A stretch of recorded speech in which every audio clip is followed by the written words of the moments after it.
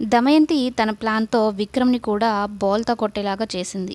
DNA రిపోర్ట్‌లో positive అని రావడంతో విక్రమ్ వచ్చిన చిట్టి నిజమైన చిట్టి అనుకొని తనతో తన ప్రేమ విషయాన్ని చెప్పబోతూ ఉంటాడు. పెళ్లి చేసుకుందామని కూడా అడుగుతూ ఉంటే ఇంతలో రాధ వచ్చి ఇద్దరిని విడదీసి, "ఏమనుకుంటున్నారు మీరు? అసలు నేను ఎవరో తెలుసా?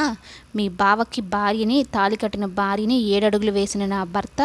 నువ్వు అంత చనువుగా ఉంటే పోనీలే బావ మరదలు అనుకున్నాను. కానీ ఇప్పుడు నా స్థానంలోకి నువ్వు సవతిగా వస్తాను అంటే ఊరుకోను" అంటూ రాధ ఆ డూప్లికేట్ చిట్టీకి వార్నింగ్ ఇస్తూ ఉంటుంది. "ఏం మాట్లాడుతున్నావు నువ్వు? మీ ఇద్దరికి పెళ్ళవ్వడం ఏంటి?" అంటూ మాట్లాడుతూ ఉంటే, "ఇదిగో నా మెడలో ఉన్న ఈ నల్ల పూసలు చూడు.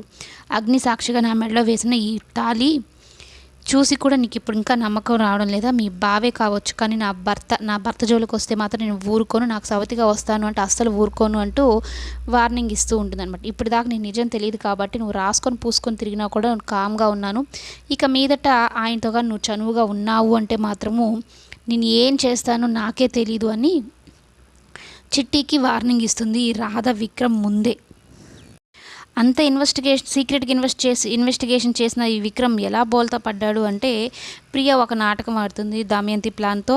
ఇక ఆ డీఎన్ఏ రిపోర్ట్‌లో వచ్చినది నిజమైన చిట్టి అన్నట్టుగా పాజిటివ్, రామచంద్ర బ్లడ్‌కి ఈమె బ్లడ్‌కి పాజిటివ్ అన్నట్టుగా వచ్చేస్తుందన్నమాట. అందుకు ఇలా ఫిక్స్ అవుతాడు.